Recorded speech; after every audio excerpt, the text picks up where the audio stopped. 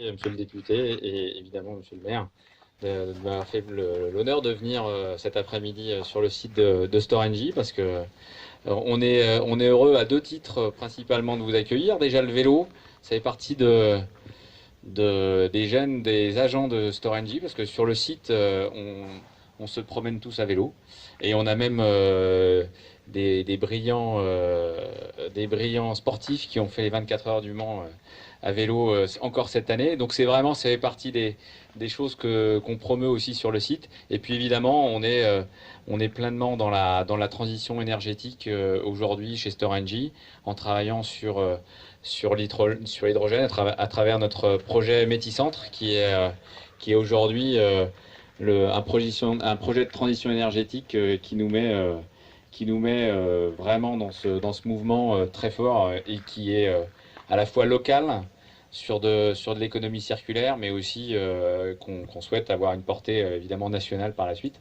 Mais donc on est pleinement dans les mêmes sujets qui sont les vôtres aujourd'hui et aussi conscient que grâce à des initiatives comme Territoire d'Industrie, ben, on peut faire avancer tout ça plus vite, plus efficacement et au cœur de notre territoire. Donc ça nous fait très plaisir de participer à cet événement que je trouve très sympathique en tous les cas.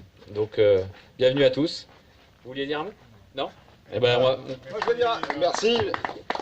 Moi je veux dire un mot en lien avec Arnaud, c'est que tu l'as rappelé Jacques, la Touraine est aussi une terre de soie, hein, et des ateliers.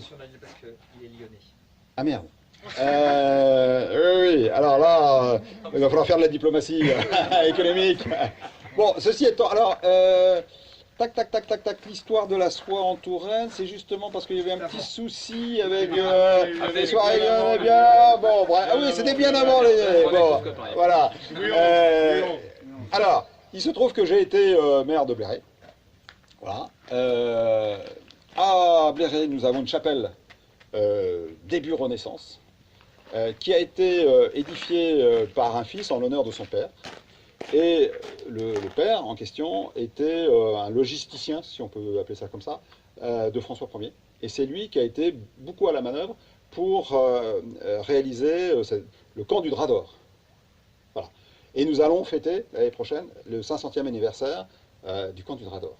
Bon. Et le camp du Drap d'Or était tissé par les Tourangeaux. Voilà.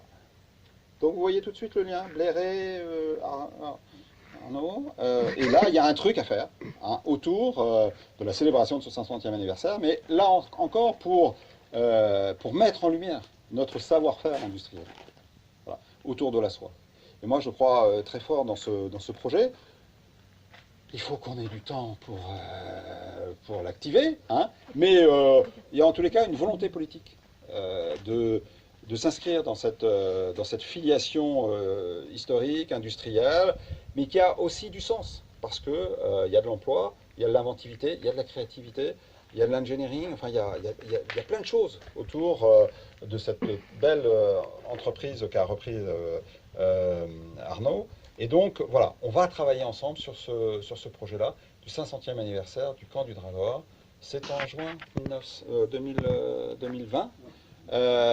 Stéphane, ça fait partie, il y a 5 dossiers là sur lesquels il faut qu'on mette le turbo. Après les vacances. Après les vacances, tu envisages quand les vacances, toi? Dans 15 jours. Voilà. Donc merci Arnaud de ta confiance et ensemble on va aussi bosser sur ces sujets-là. Merci beaucoup.